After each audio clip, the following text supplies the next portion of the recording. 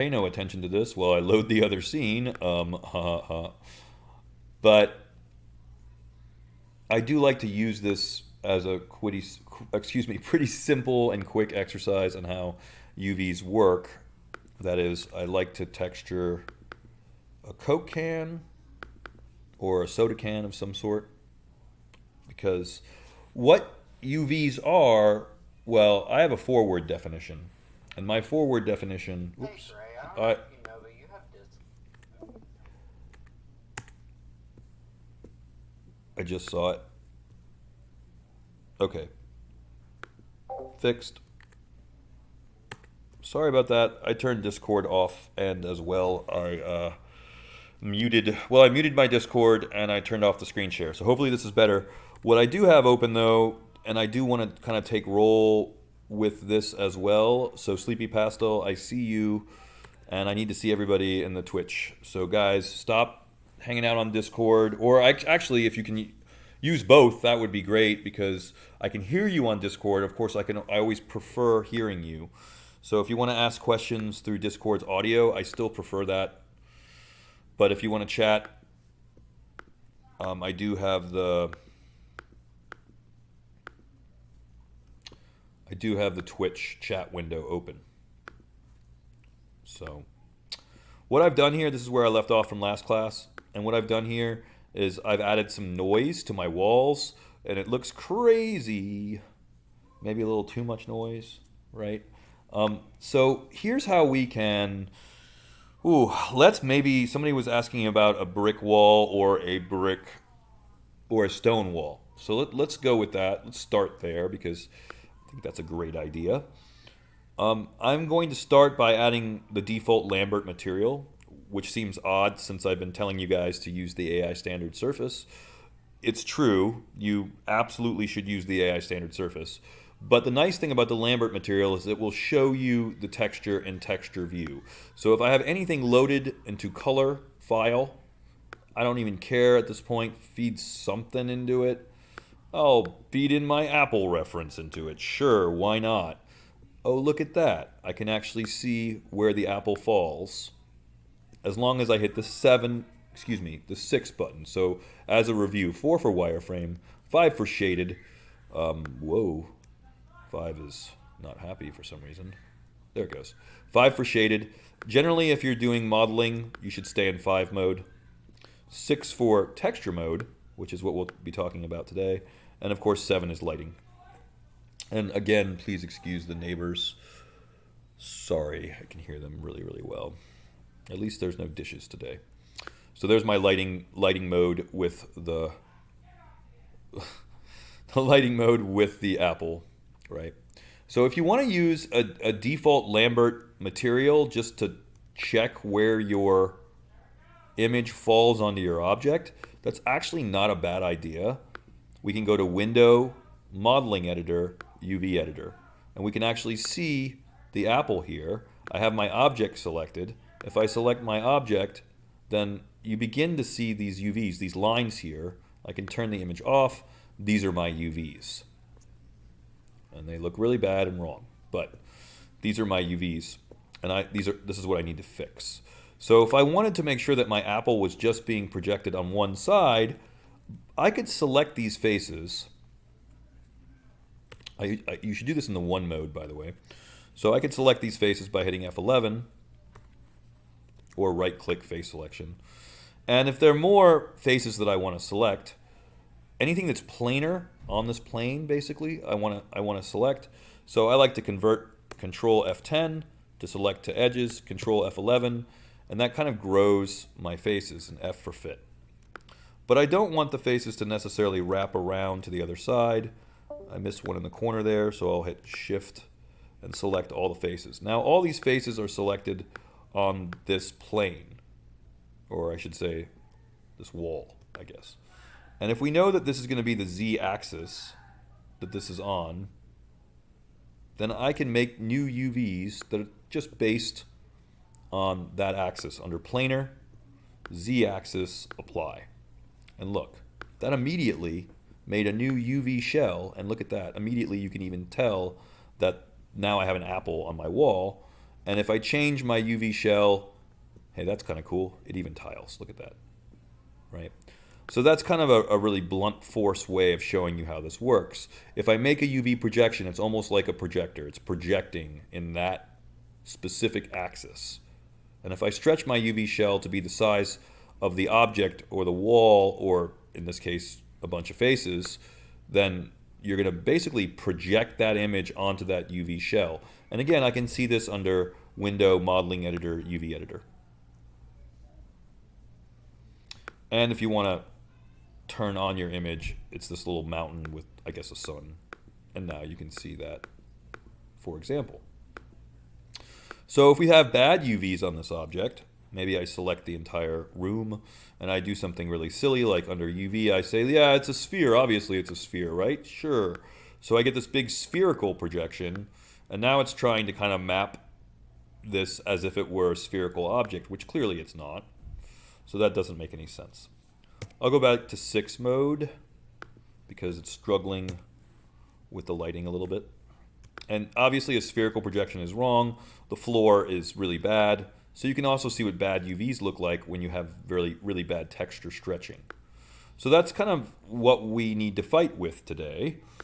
And again, inevitably every object needs to have the AI standard surface. But for right now, if we're testing something, we can start with a default Lambert just so we can see the texture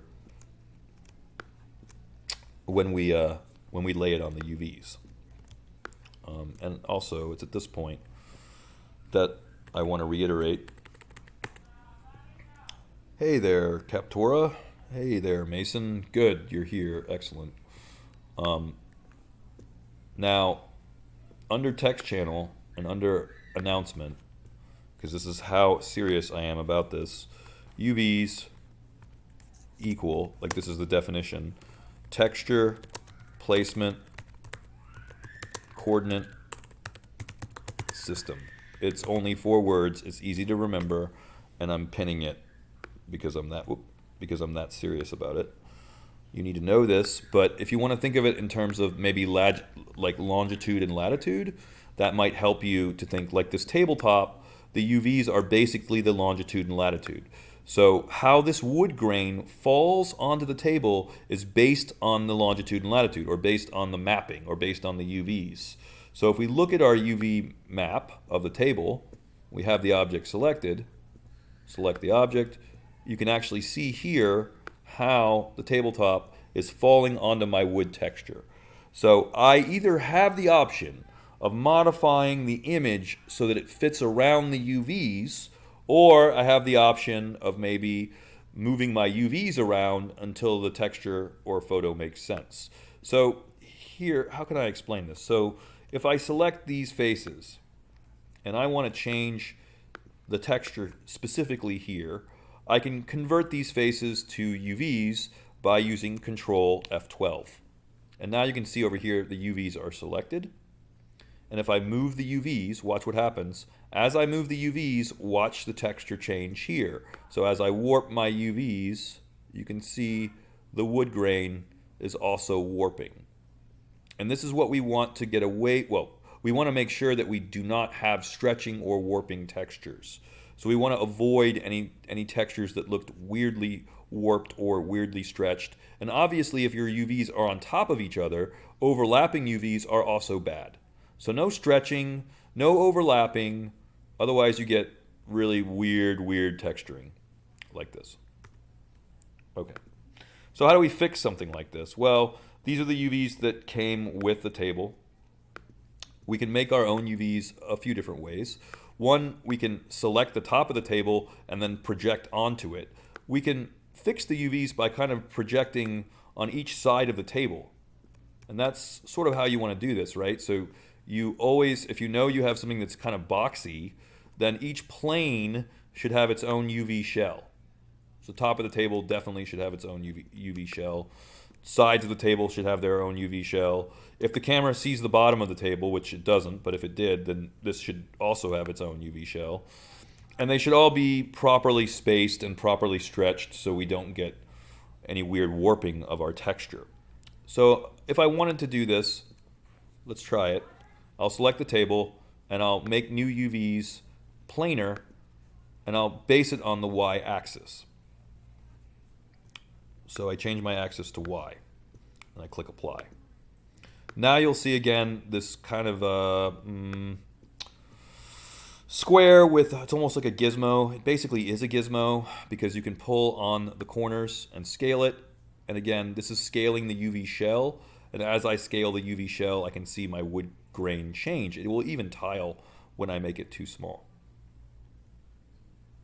And you can also see the projection width and height over here in the attribute editor. Okay, so that's great.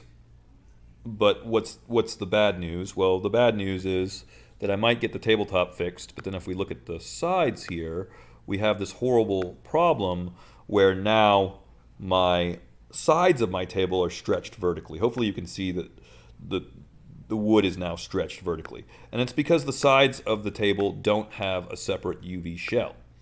I can make a separate UV shell by selecting all of these faces and making a new UV projection. So the real question is, how the heck do I select these faces quickly? And that's the big bugaboo. That's the big challenge here. If I want to just get the side of the table, how do I do it?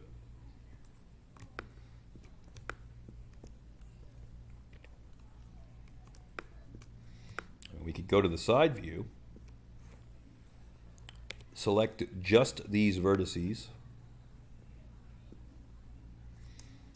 go back to the perspective view, and you can see basically I have the vertices selected for the side, but I want to convert to faces. If you remember your shortcuts, Control F11, now I've got all those faces selected for the side of the table, and I can make another UV projection from that angle. You do have to figure out the angle, but here's a great tip, guys. So hopefully you're watching this. You can project it from the right axis, which in this case is X, and so that's probably going to be your best bet, and that's probably what you should do. But another trick is to actually project it from the camera angle.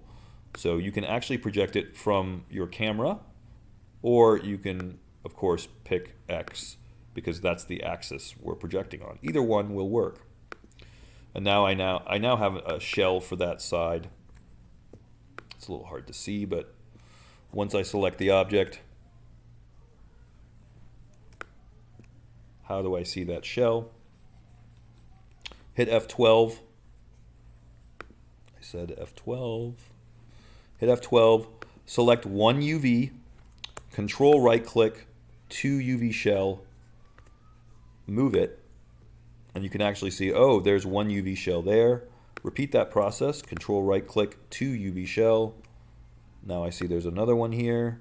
Where's my other UV shell? Oh my god, I thought I had another one. Let's try and select it here. Control right click, 2 UV shell. Oh, well then that is the other UV shell, but it's clearly stretched, so it's really, really, really huge. Like if I were to turn on texture view, like the 6 key right now, and zoom in, that wood is wrong. Because you can see it's stretched out really badly this way. So I probably would want to scale it this way until it makes sense size-wise with the rest of the table here. And then we could pack this, like pack these shells basically, into the texture space. And we want to pack these as closely as we can to try to make use of all the texture space. We don't want them overlapping, however. We have a way to do this. If we select all of them, we use Shift right click, Layout, and we can lay them out. And it doesn't always give you the best results. That says that that's the best packing.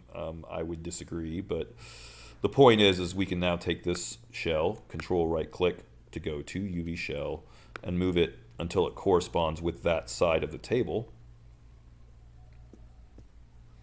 And see if our wood doesn't look any better. Oh my god, it's stretched so badly. Is that even the right side? I think it is. It's just stretched the wrong way, isn't it? Yep. Okay. So it's both turned and stretched. All right, awesome.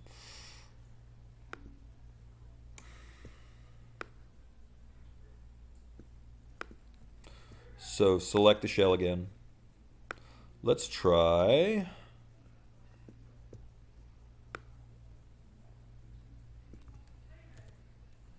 rotating it this way instead.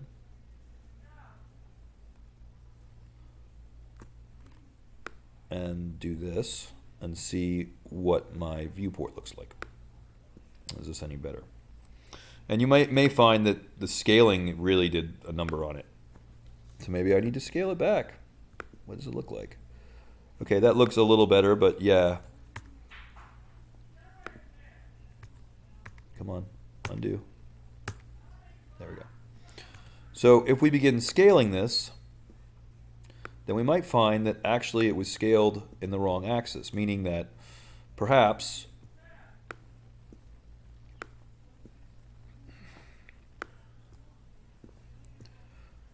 instead of scaling it this way, we went the wrong direction, right? We wanted to do it. Not right click, man. Left click. It got crooked, I don't know why. That's weird.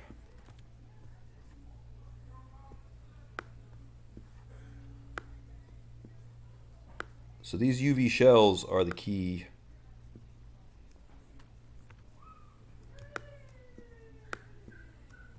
And you basically need to move the UV shells, move scale and rotate the UV shells until you're happy with the results. And you kind of have to look. This is why I use the Lambert material sometimes, so that I can look and see if this looks good in my viewport. And obviously matching up wood grain from side to side might be a pain, but you can actually see the wood grain is wrapping pretty nicely the way that it should. And you're probably thinking, oh my God, that's a lot of work. And it is, but you know what? It's all about what the camera sees. So in other words, only worry about the angle the camera is looking at, meaning that probably I should have fixed this side of the table. Let's cheat. Let's just rotate the table around, right? I mean, I'm okay with that. Is this the side that I worked on? Looks like it is. Okay. And then we can do the same thing on this side, right? Where we select these faces, make a planar projection, and do the same thing. And you're probably thinking, that's so much work. What the heck? Are you crazy? And I'm like, no, that's really how it's done. But we do have a UV automatic, and this is really dangerous, and I hesitate to mention this now, because if this creates 100 different UV shells, you're going to cry. If this creates 20 UV shells, you're going to cry. The more shells that this creates, the worse off you are. But if it creates something that looks good, which you can see, hey, look, my wood grain looks pretty good. My wood grain looks pretty good. Top looks pretty good. Then, hey, I mean, why complain about it if it looks good? Well, the answer is, if you select the object and look at your UV editor, you might notice that it's going to be a lot of work to mess with all these shells, possibly. I don't know. I mean, that's kind of every major part of the table, and it's packed perfectly for you. So if you're happy with it and automatic mapping works for you, then consider yourself lucky. Consider yourself like, hey, that algorithm did what it was supposed to, and I'm happy with that. But for the most part, most of the time, that's not going to happen. For the most part, you might get lucky with automatic wrapping, or you might not. So let's take this banana as an example. What happens if we automatically unwrap it? How many shells are we going to get? Let's find out. Window, modeling, editor, UV editor. Oh my freaking God. What on earth? Do I need this many shells for my banana? No. Because everywhere that you see the edge of a shell, you're going to have, this is a UV seam. And the more UV seams that you have, the more you're going to cry. The more of a nightmare this is going to be. So please, like, just don't. This is, wow, not the right way to do it. So I guess I'm texturing a banana now because if you want to have a banana in your scene, you should probably know how to texture it. I'm thinking we could do the apple. Does anybody have any? People, we want to take a vote on this? Banana, apple. Don't make me do the grapes.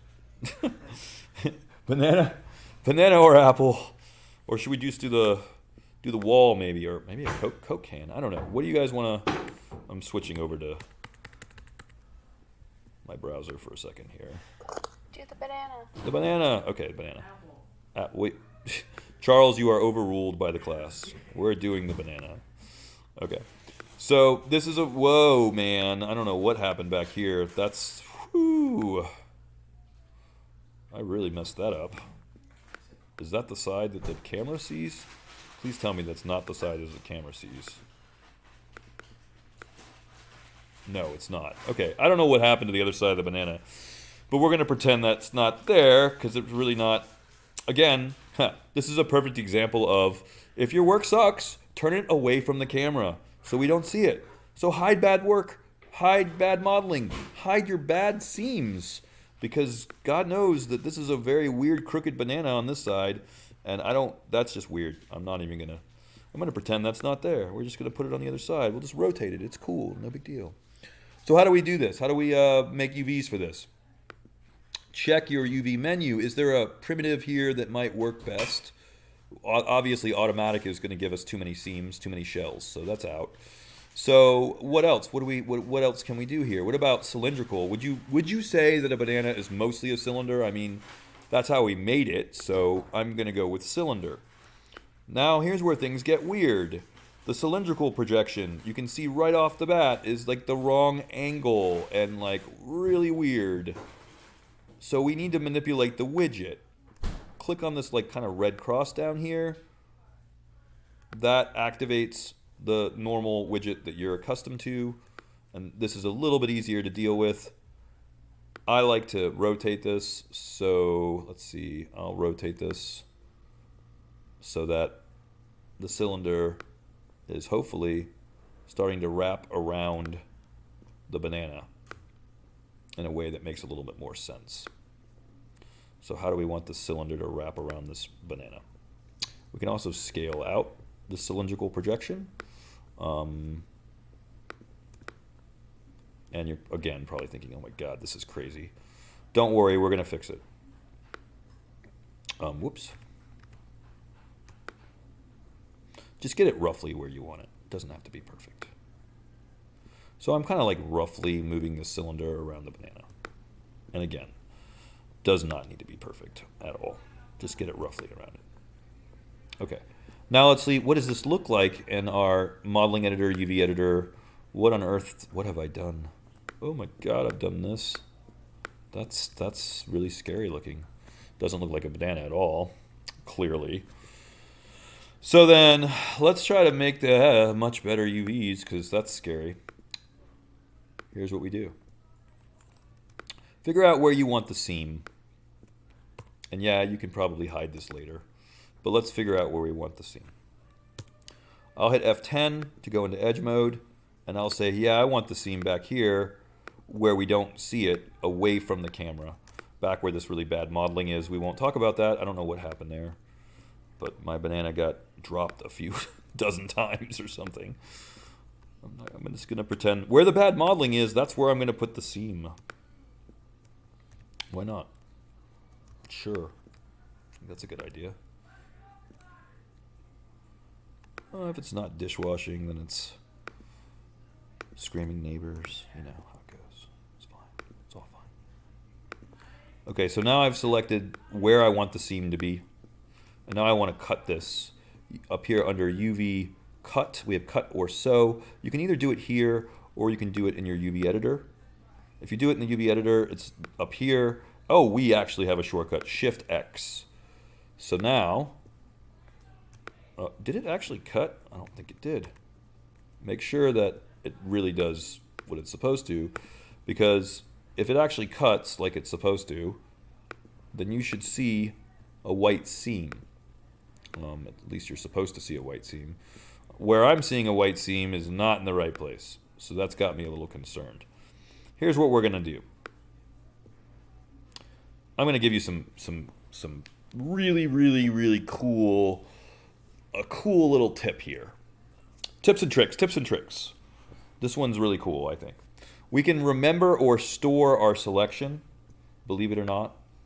And we can do this by making a quick select set. This is a really unusual trick, but I think it's cool. So you're just going to have to bear with me. So under select, quick select set, it's saying we don't have one, but we can create one, right? So under create sets, there it is. So under sets, quick create set, quick select set, and we'll call it banana seam, because that's what it's going to be, I promise. And now we have this at the bottom of our outliner. Why the heck did I do that? Because now I can always get back to that selection. It's a way to remember your selection, which I personally think is a pretty cool little trick. Now let's try and fix this mess, because boy, what the heck happened here? I'll select a UV by hitting F12. I'll use Control right click. Maya, I said Control right click to UV shell. That selects the shell. So if I actually made a seam, see, it doesn't even, the seam did not work very well. We can unwrap our UVs by using Shift right click, unfold, and just use unfold. And there's basically one UV shell. It's unwrapped this way. One of our rules for UVs is to try to have as few shells as possible. So if you just wanted one UV shell, it might be enough actually. It might be good. That might be all you need. But we really have to ask ourselves, where is the seam? Oh, look, it did make the seam in the right place. Okay, I guess I was wrong. We can also sew these together. So if I hit F10, go back to edge mode, wherever I see a seam I don't want, I select that edge and I go to sew. And you can see it sewing it back together. I guess a good way to think about UVs would be like your clothing. Before they're sewn together, they're flat pieces of cloth, right? So if you go to a tailor, they make, of course, their clothing from flat pieces of cloth. It only becomes 3D when it hangs on your body. So you can think of your UV mode almost as like the tailor's view, if you want to think of it that way. Let's try to use some shortcuts here. So is Shift S. So I can select the edge and hit, you got to hit the shortcuts over here, so Shift S. Note the shortcuts only work over here. They do not work here. So you can select in your viewport, but you have to hit Shift S over here. And now you can see I'm getting my banana fixed up.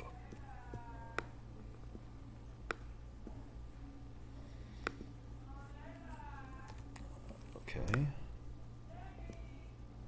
So select the edge you want to sew, hit Shift S. By the way, you can do it in either place. So if you wanted to select the edges here or there, you can kind of see the area I'm trying to fix down here is here. So if I wanted to select the edge here, I hit Shift S. That sews them back together. Shift S. Who's got questions? I only have one seam here. Now, if I wanted to unfold this again, and again, speak up if you have questions, because look, I have overlapping UVs over here. That's bad. We never want overlapping UVs. Control right click to UV shell. Shift right click. Unfold. Oh my God, I missed. Shift right click, unfold. It's the big one in the middle. There we go. And that, believe it or not, is enough for me to texture my banana. It's one UV shell, but it's fine. Who's got questions for me? Somebody has questions, right? Somebody's got to have questions. I'm going to check who's in the chat. Bananas. We can use our imagination. Just keep this. Just the two apples and the one. Okay. Yes. All right. No questions. Just some weird chatting. Turn the lights off. Yeah. It's all good. Sure. It's Twitch Inception is what it is. Everybody. Twitch within Twitch within Twitch. We can just keep going with this. What do you want to do if you don't have F keys? F for fit, no questions. What do you do if you don't have an F key? You don't have an F key on your keyboard? I don't believe you. F for fit, man. or frame if you prefer. So, yeah, what to do about these bananas? What to do about the banana texture, right?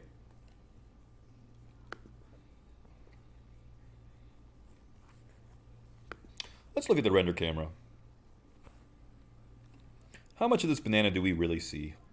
We only see this kind of front part of the banana. So I'm going to give you guys some really cool extra tips and tricks here. So if we select just the faces, and we can grow our selection a few different ways. Actually, I think it's, let's see, period and comma. Wait a minute here. Is it shift? Yeah. So shift, period, and comma will grow the selection. If I grow the selection of my banana, all these faces are selected, and I create my UVs from this camera angle, this is like a really cool trick. Then that's my new UV shell here that I just created from that camera angle. Note that it looks like a banana. This one, not so much. So, and I also have this wacky part here, which I want to cut. So I'll just go ahead and cut this. Shift X, I think we said it was. I have a seam there, cool. And now we can kind of pack these shells together. But I do kind of wonder about where this is supposed to go, per se. Or maybe where this is supposed to go. Oh, wow. Okay, so this lines up with this over here. So logically, this lines up with this. So if we sew these back together, we can, of course, use Shift S to do this. So if we just click and hit Shift S, we can go down the line and sew all this guy back together. This. Sorry, there's like a toddler next door, so I have no idea. Between the snoring cats, the toddler, my roommate doing dishes. Online teaching is a joy. It's wonderful. It's good stuff.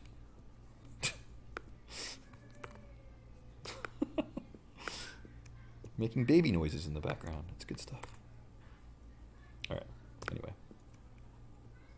It's nonstop entertainment. Okay, so now that things have been basically sewed back together, kind of, we still have this weird problem where one shell looks like You sound like you're laughing through the pain. Yeah, that's pretty accurate.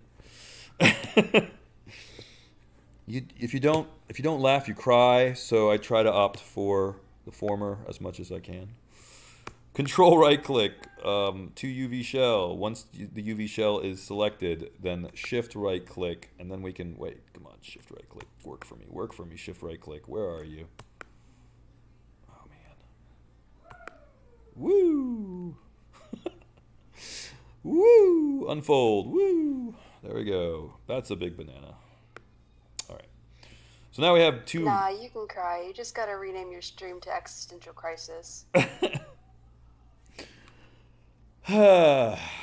See, you guys have like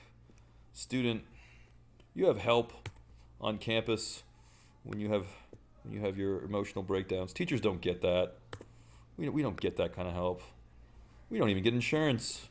Haha, insurance? Are you kidding me? Part-timers? Haha, what do you think, I made out of money? Come on. The president gets all that. No, I'm kidding. Shift right click. Let's see. Shift right click to unfold. Do we want to unfold all of these both? What's going to happen? Oh, it's no longer banana shaped. How about we just pack them roughly? So we want to pack these shells. We go to what? We go to layout, UV.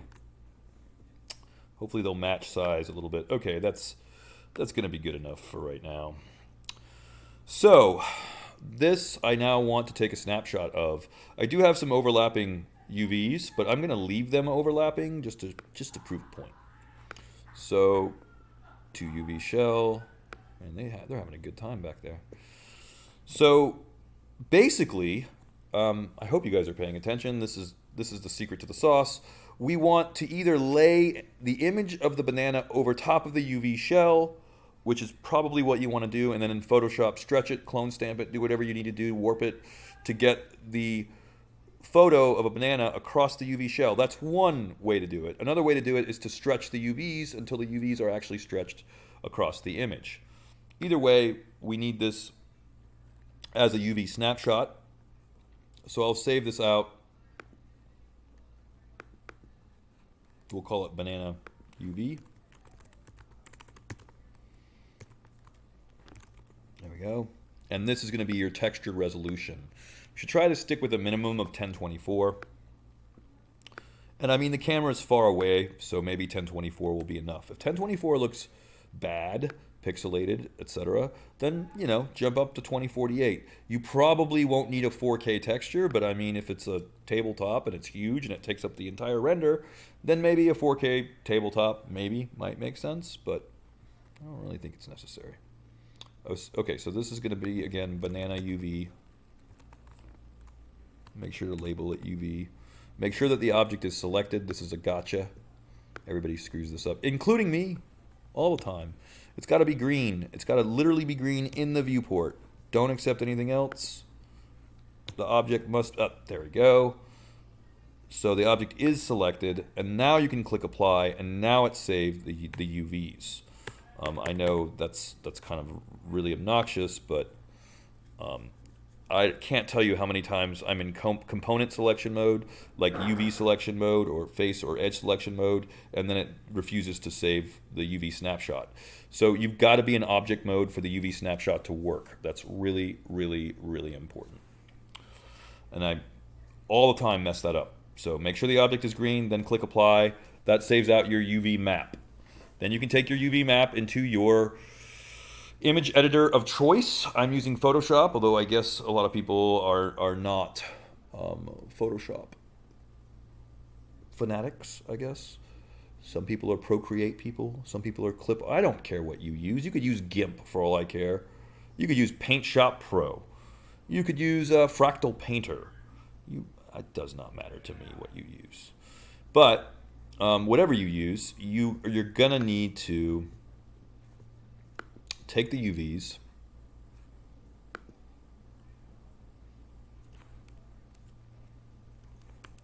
well, open them. You should just save them. So open up the UVs. Sorry about the messy desktop. Of course, everybody, right? Everybody has a messy desktop.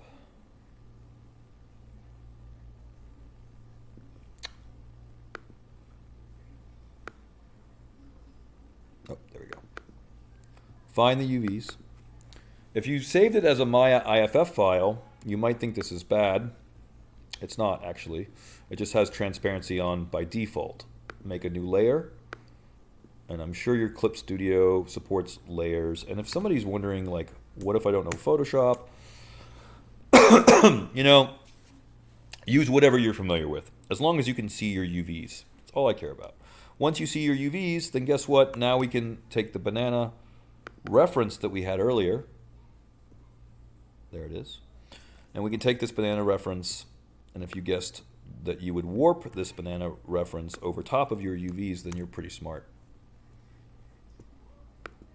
Because that's what I'm going to do. So I'll flip this horizontally.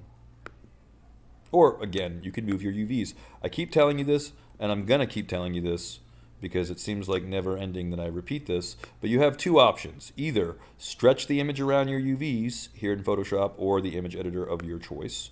Or, if that's not what you feel like doing, then, you know, the other option is you could just stretch your UVs around the banana. I don't care.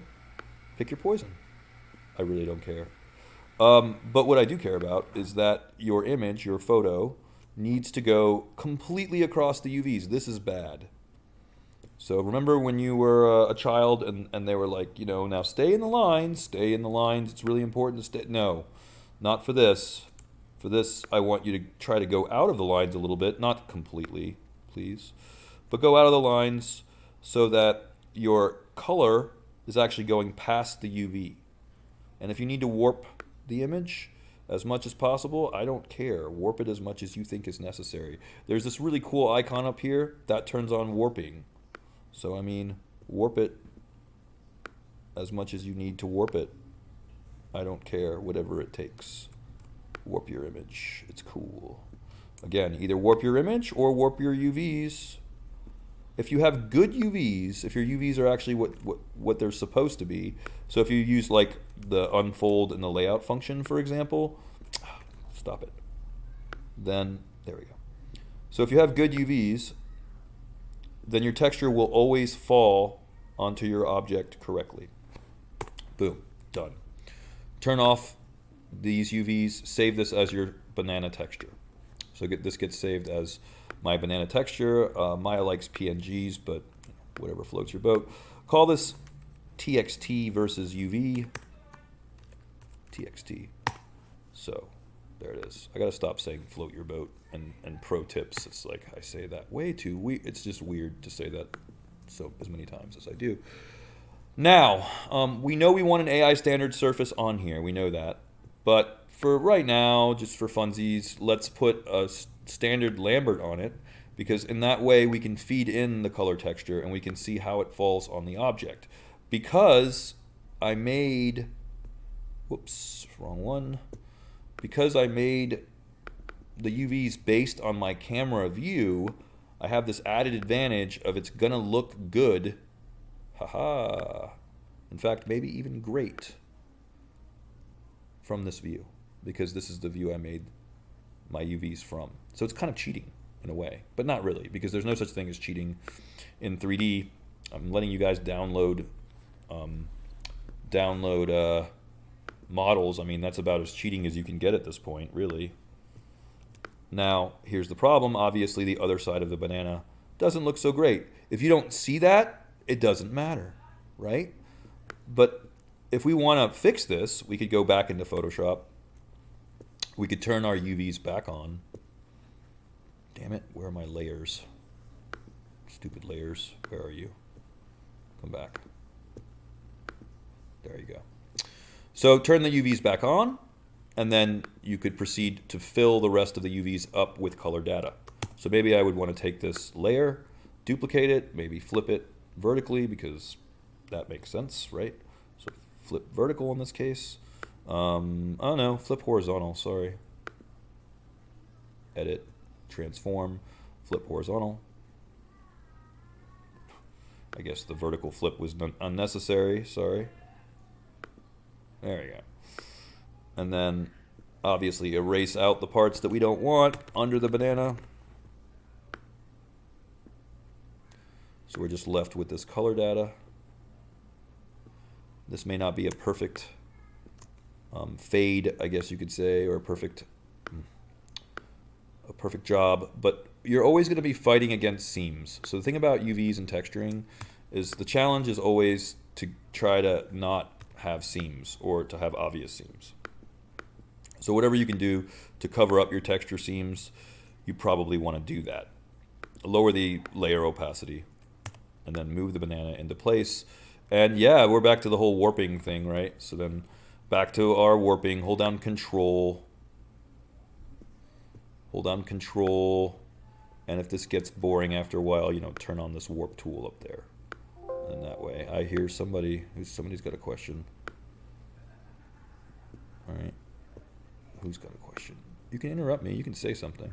I prefer if you do, just say something, as opposed to typing it. But you know what? I'll check the Twitter chat right now, since I'm sure you guys are talking about texturing over on the Twitter chat, right? Of course. Isn't college for me? Oh my god. Deletes all my object. You guys. I'm retaining none of this. I'm sorry. You've got the video to watch over anytime you want. So yeah, if it ain't broke, I don't have enough features yet. Engineers, Maxim, Twitter chat. There's a lot of Twitter chat, but we're doing Twitter Inception. We're just going to have windows of Twitter until I get through it all.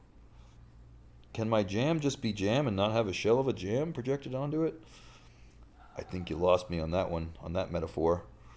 You don't have to have for the candles and glasses. That's correct. That actually is really useful. So if you know for glasses, for example, it's just solid glass and you don't care about putting lipstick on it, don't care about fingerprints, then no, you don't have to have UVs or textures on glass. Or even metal, If, like, that metal bowl doesn't have any fingerprints on it, or that metal bowl doesn't have anything else on it, then no, you don't even have to add UVs or texturing to the metal bowl. What about candles? Is there going to be an obvious texture on the candle wax? If not, then no. So what you should worry about with the candles is your material qualities. How high is the translucency? How much subsurface scattering is there? Do I have something to share with subsurface scattering? I feel like I do. Oh yeah, where is it? Oh no, my God. So many tabs. Did I lose it?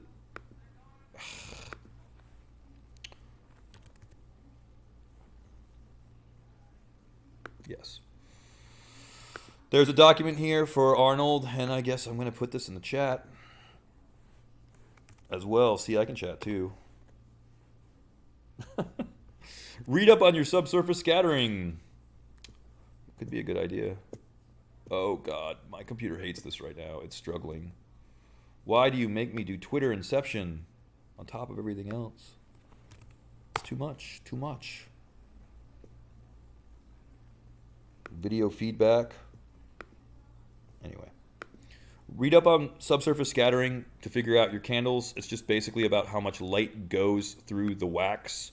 The thing to keep in mind, well, other than reading this, is the important attribute is going to be radius. The lower your radius, the less light goes into the translucent material. The higher your radius, the more light goes into the translucent or subsurface scattering material. This is important for wax. This is important for skin.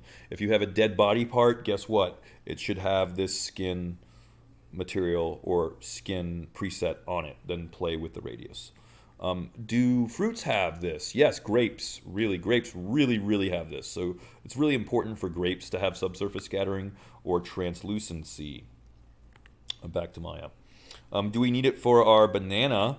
Logically, a little bit, but you know what? I'm not going to, because subsurface scattering is actually pretty expensive. So if we can get away with not using subsurface scattering, it's less rendering time, basically. So grapes, yeah, you got to have subsurface scattering with grapes. Just definitely. You just got to do it. But with a banana, you can maybe get away with not having subsurface scattering. Let's find out. Save this as my new texture. You can probably save over the old one. By the way, you could use the IFF file if you really want to. I don't use JPEGs if you can avoid it. So like PNGs are typically what I use. We'll call this banana texture 2 and see how this looks.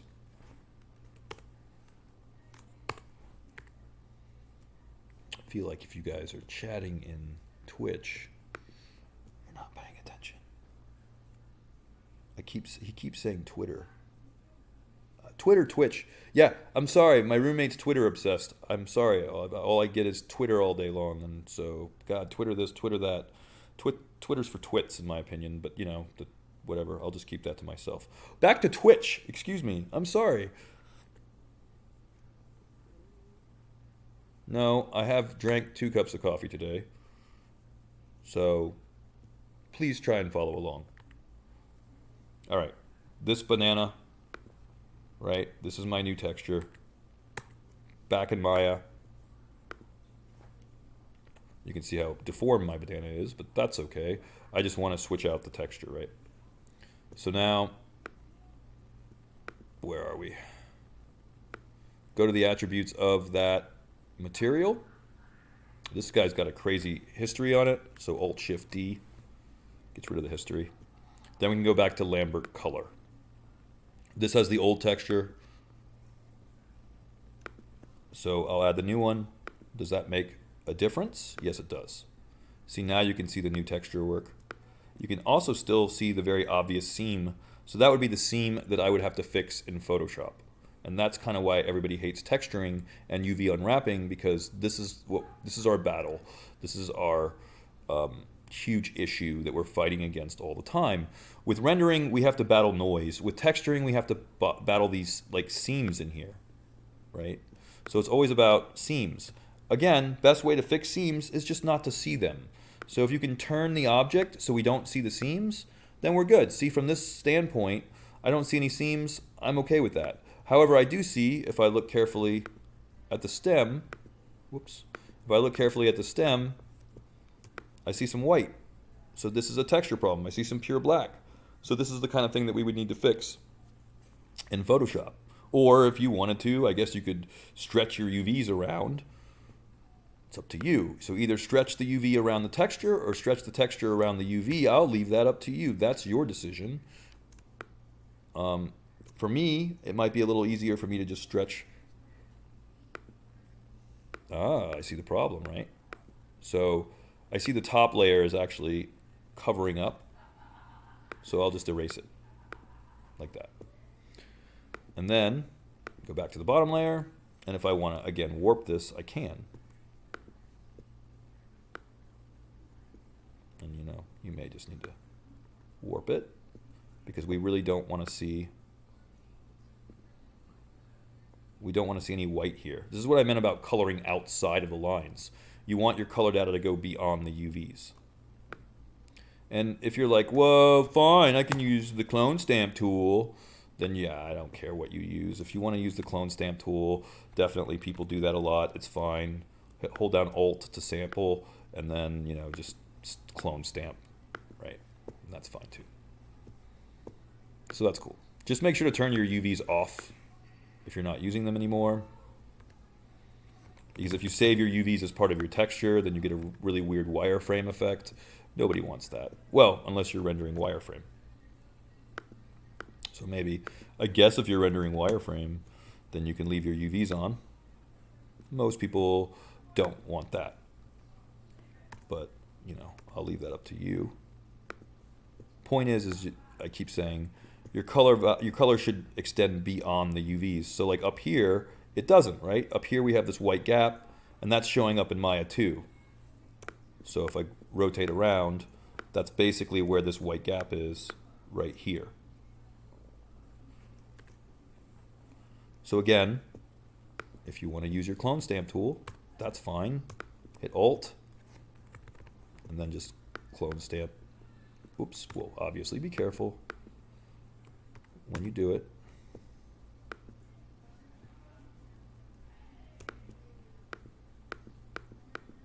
And make sure that you're not, oh yeah, that looks good. So then make sure again that you're coloring outside of the lines this time. You're allowed to color outside the lines now. It's a good idea. So get all that. That hopefully solves that gap. Again, save it. Because Maya is currently using the other texture, I'm not going to be able to just save over it. I already got that mistake earlier. So if you need to save your textures as TXT2 or TXT3, fine, just do that, because it doesn't always want to save over. Right. And now go to the attributes of the material, Control A, or if you need to go into your material editor, that's cool too. I guess you can do that. Either way. I feel like at this point we should just make the damn banana material because we know it's an AI standard surface, don't we? We could figure that one out. Call it banana. Is it meant to be shiny? I don't know about any shiny bananas. I don't know about you. So I turn the specular down to 0. I go to color and I feed in my new texture that I've created. Okay, that's going to be the third iteration. There it is. And now, of course, add this to the object. You can all say duh at that point. So then right-click, assign material. And now it's fixed. And you can see the seam is, it's still kind of there, but if you don't see it again in the render view, I'm not worried about it. Could probably do a little more work on the top of my banana, clearly. That's not fixed. But again, what do you see in the render view? That's kind of what's important. So I see a little bit of black here on the top. That definitely should still be fixed. But what I want to know is, what does the render look like?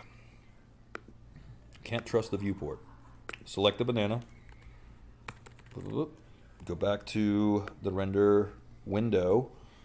Make sure that you have render selected objects only, and then that way we won't be waiting forever for this render. I hope.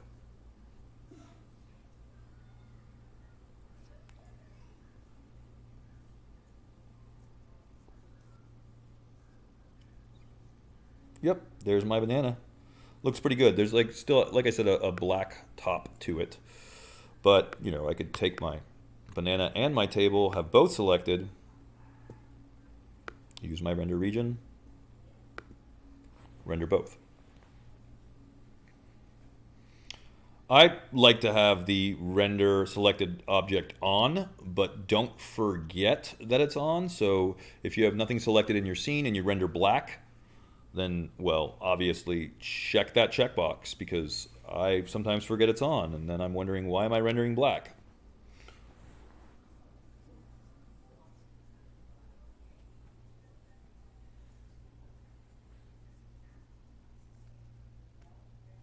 So yeah, it looks pretty good. You can zoom in using Control and Alt, and there it is. It's pretty damn realistic, except for noise. I obviously need to turn up some sampling, but I got a pretty damn realistic banana on a pretty damn realistic wooden table. And I'm going to ask about questions, not from Twitter, but from Twitch. Twitter, I don't even know her.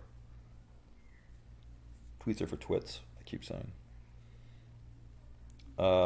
If we have the Twitch chat open, then we're watching the stream. I know that, but I would prefer to have questions like that I can hear, because that's easier when I work. But I kind of have to check the Twitch chat once in a while.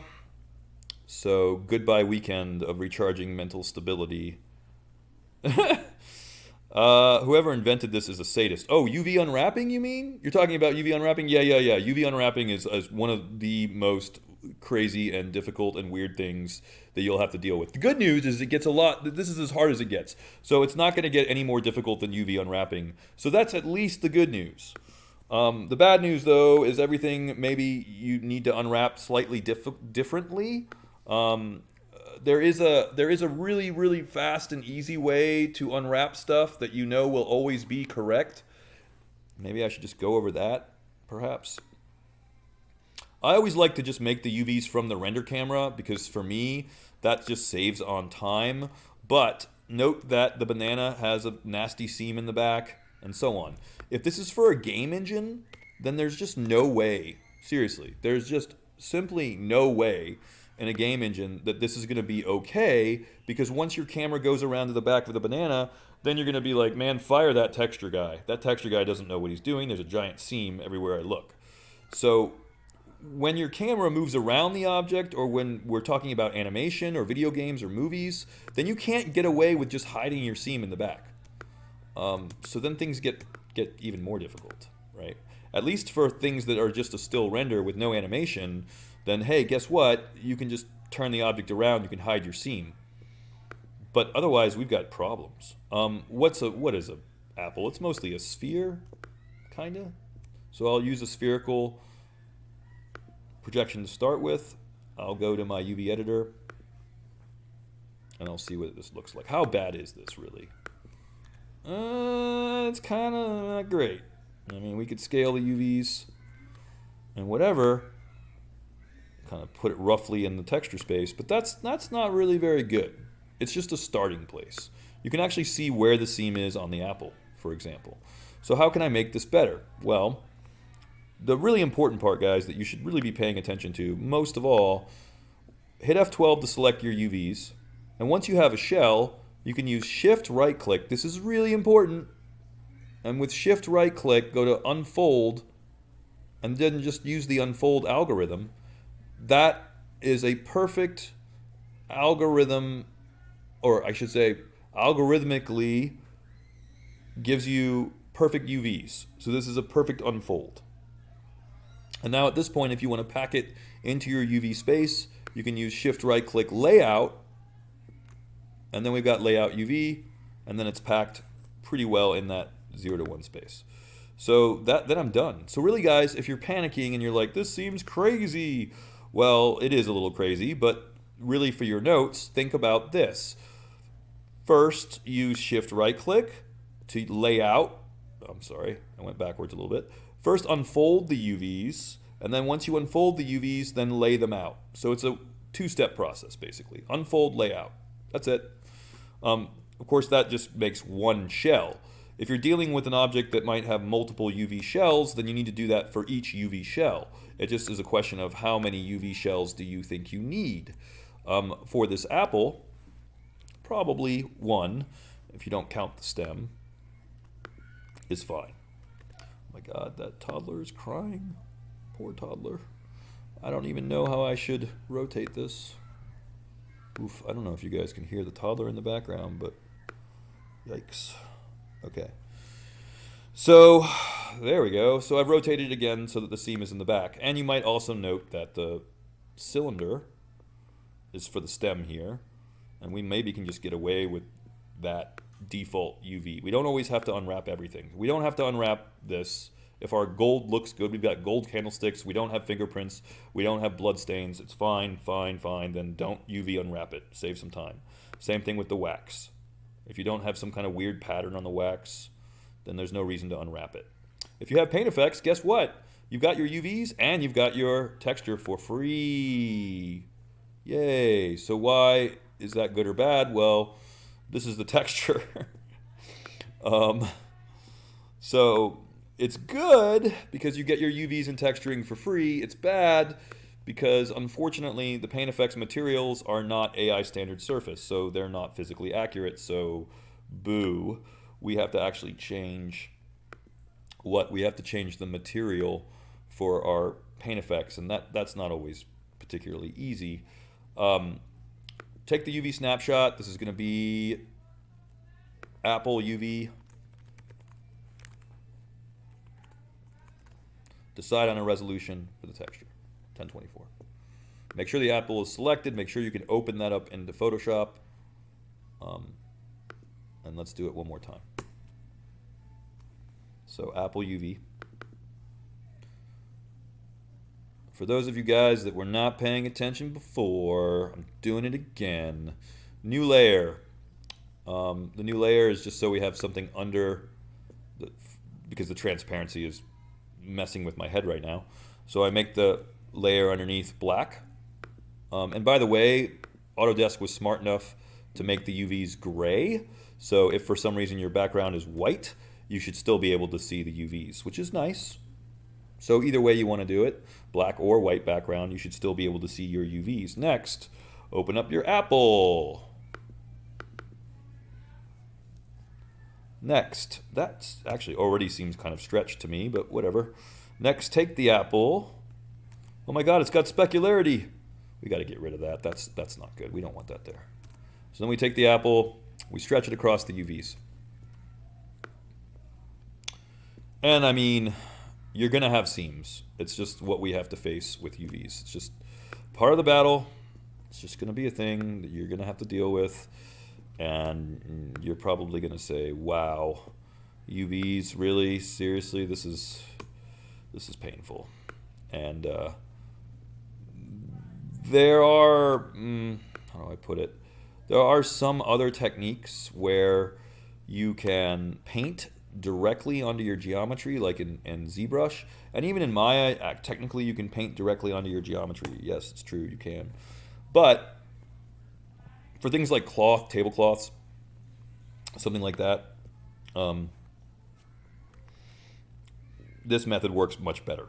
So if you're trying to make patterns for clothing or cloth, please use this method. Don't try to paint directly onto your cloth. It doesn't make a lot of sense. Clone stamp. Go back to the clone stamp because I want the clone stamp to get rid of the specularity. This is a specular highlight. It's in the photo. I don't like that, so I'm literally going to get rid of it because screw that noise. No thank you. No specular highlight for me. Just get rid of it the best you can. Whoops. Like I said, emphasis on the best you can. Do the best job you can to get rid of that specular highlight. It's bad. Okay. You can still see some specularity up here, but whatever. We're just going to have to Photoshop that stuff, man. So let's see how it looks. So say this as your apple texture. Let's see what we get. Again, I like PNGs, but you can use almost anything. I would just suggest you do not use JPEGs if you can help it.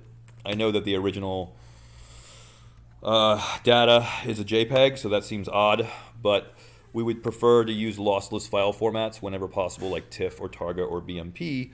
And PNG is just one that Maya happens to sort of be okay with. So now, I know we're going to, well, screw it. Well, I was going to say, if we, what we should do is we should always put the AI standard surface. But what I like to do is put a new Lambert material on there because I like to see how the apple texture falls on the apple, and we can see that in the viewport with the Lambert material. We cannot see that in the viewport. Ooh, apple. So we cannot see that with the AI standard surface. It's really stupid, and maybe if your computer is fast enough or new enough, then maybe you won't have this problem.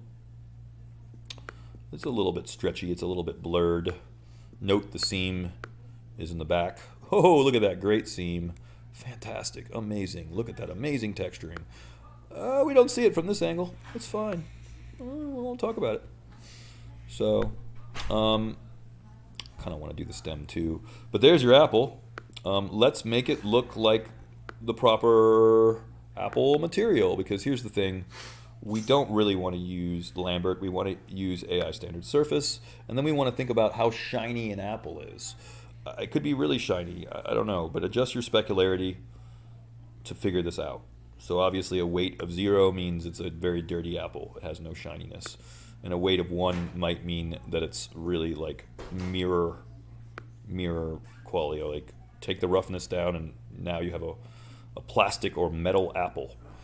As we turn the roughness up, we probably get something closer to what an apple would look like. So make the roughness something you imagine when you go to the grocery store and you're looking at that wax that's on every piece of fruit and vegetable. Don't worry, the wax is made of vegetables. It's fine, you can eat it, it's edible. Point is that we're trying to figure out how shiny our apple is. Now we go to color. And I'm not even talking about bump yet, so geez, skipping around. Apple texture. So there it is. Let's put that on the apple. Like the one I just made. In other words, which one was it? This is why we name stuff, guys, because I'm already lost. I think it was this one, because it's the only one I don't have named. And that's why we name stuff. I guess we're going to find out. So, select it, add the apple. Yep, that was it. Go back to your render that region, or actually make sure the object is selected. So let's select what we have worked on, the table, the banana, the apple. And then with them selected, we should be able to just draw a small box around what we want rendered. See how it looks.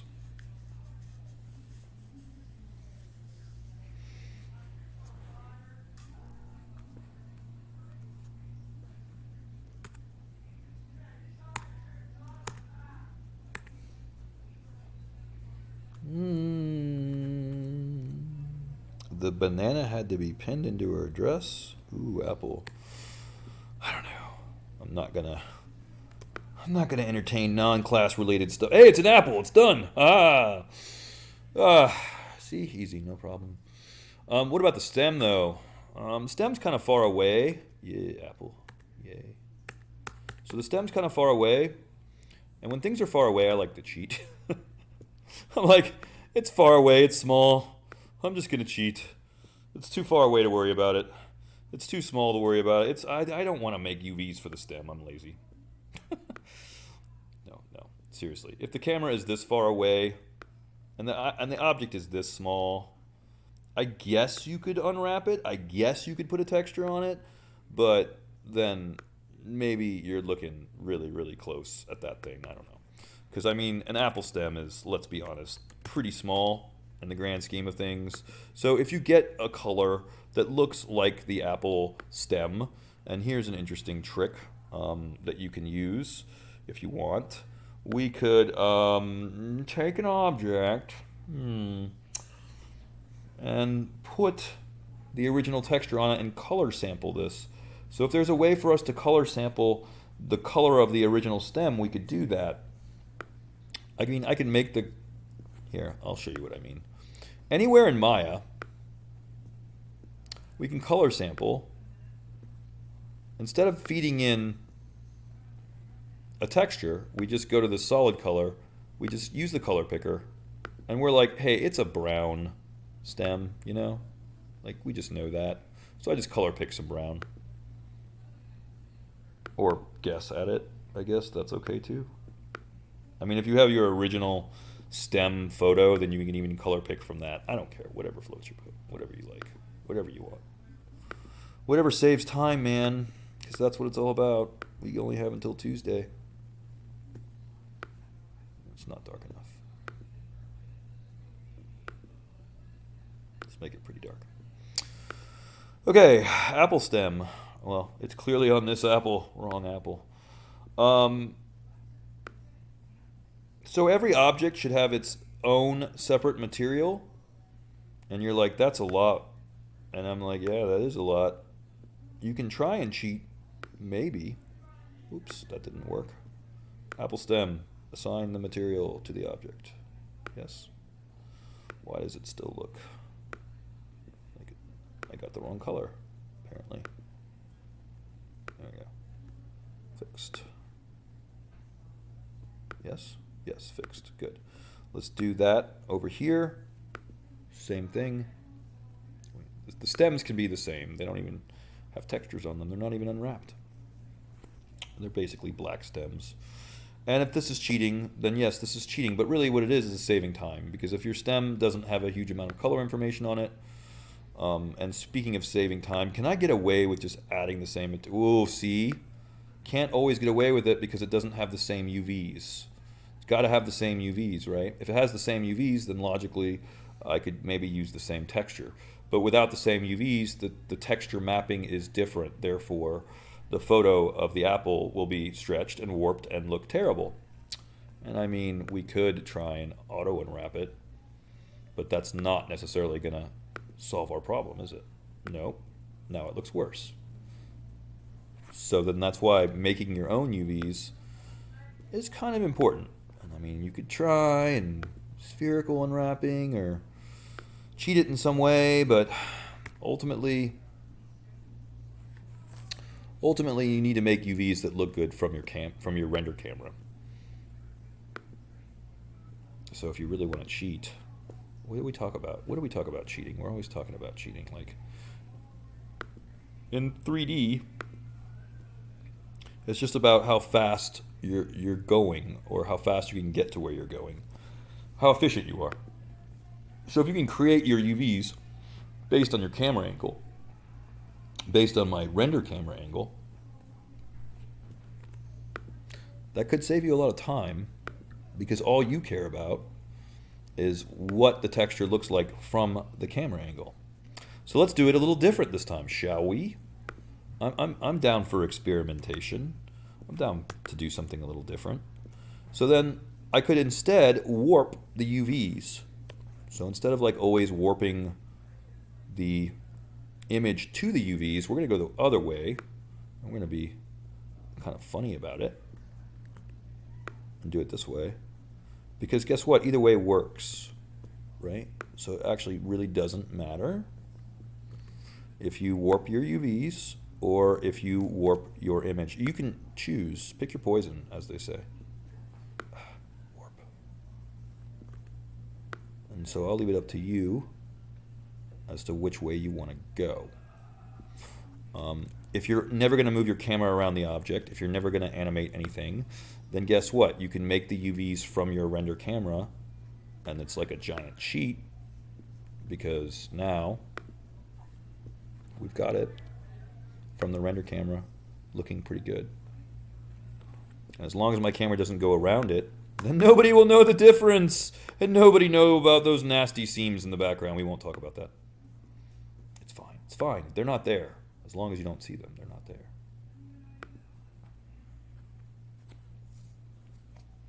What time is it? Oh my god, we're almost out of time. I was going to texture a Coke can. So boring. Actually, speaking of the Coke can texturing, that's in the previous video. So if you want to go like look on Twitch, not Twitter, sorry. If you want to go look on Twitch, then you can see the previous video from the previous class if you would like to make a Coke can or a soda can. I don't know what happened to my stems. Actually, yes, I do. I didn't have them selected, did I? Silly. Select the stems. Okay. Make sure they're selected. Go back to the render view. And then again, use your render region. And this is how you can cut down on your rendering time. I hope you appreciate all of the like physically accurate stuff here, meaning that the materials are physically accurate. So if you have glass, it's physically accurate glass, for example. Even the apple, even though there's not an apple preset, you can see I played around with the specularity and roughness until I got something that looked pretty close to apple-ish material. So these materials, these standard surfaces, are all physically accurate. Gold in the candlestick, physically accurate. If you're using HDR lighting, again, physically accurate. The only thing that we don't have that's physically accurate that we're going to be doing for the next project, and I guess I should apologize, I don't know, maybe, is that in order for things to be truly photorealistic, it's not just enough to have photorealistic modeling. It's not enough to have photorealistic texturing. Yes, use photos. It's not enough to have HDR lighting in your sky dome, but that's required. It's not enough to have all of the pieces in place, because actually, if those pieces aren't the right scale, then no amount of physically accurate lighting, modeling, or texturing will work, because in order for it to really, really, really, truly work, all of your geometry has to be at real world scale. So that's something we didn't really talk about. You guys just sort of modeled this, as did I, kind of at whatever Maya's default scale stuff is, and we haven't been thinking about scale. But that's the last piece of the puzzle, meaning that, I don't know if you can hear me. Doop. What's going on with this render region? But that's the last piece of the puzzle. So if we have real world scale, plus HDR lighting, plus correct motivated 3D lighting, plus photo textures, plus the AI standard surface, I think I already mentioned accurate lighting. Oh, and the best modeling that you can possibly create or find. If you do all those things and then finally have real world scale, then that's how we create photoreal 3D. There's a term for it. It's called PBR. And PBR does not mean trying to create 3D drinking PBR, because I've tried it, it doesn't work. And who really likes that beer anyway? I don't know. But PBR stands for physically based rendering. Physical based rendering. So physical based rendering is a workflow, physical based workflow, if you will. And if you follow everything in that physical based rendering workflow, then you're going to get photorealism. I'm getting pretty close. The only thing I'm really lacking right now in is proper scale. But other than proper scale, I've got, I would say, pretty close to realism here. I don't know if you guys agree with me, but I'd say the banana looks real, the apples look real, the candlesticks, candles, they all look real. Or pretty close to real anyway. Who's got questions, comments, concerns? Ooh, Apple. How are you guys feeling about this? I'm going to stop the stream before we get Twitch Inception again. There are only 13 of you here right now. Yeah, so I guess I'll stop the stream at this point. I hope you like the banana. I hope you like the apple. I hope you like the table. If you want to know how to make a Coke can, then I guess watch the previous video. I don't think anybody has like... So how do you render at a higher resolution again? Oh, I'm sorry. So then when you want to go to your final render, you can go into your render settings. Go to your render settings. It's going to be the 1, 2, 3, 4th slate with the gear. Scroll down towards the bottom, and we actually have image size presets. So if I wanted to go up from 640 by 480, I could go to full 1024. And that would then give me 1024 by 768. By the way, this is your render region right here. That's this icon. It's the blue. You guys can't see me, can you? Damn it. Or can you? Yes, you can. I'm still streaming. Okay, just making sure. Back to what I was saying. So in your render settings, change this to 1024. And if you can't see what you're rendering, this is your render resolution. What am I trying to say? Resolution gate. This is your resolution gate, and that's going to tell you what actually renders in this box. And then if you've done all that, make sure that you have this off, this render selected objects only. This checkbox should be off. I repeat, off, unless you just select all your objects, I guess. But turn it off, render the whole thing, and that's, I guess, where I'm going to switch back to Discord. And I'll post this final render in Discord. But I have to stop the stream now to switch back to Discord, and we'll discuss like any questions you guys might have. And what can you do about fireflies? Sampling. Oh god, it's struggling. Oh, so much struggle.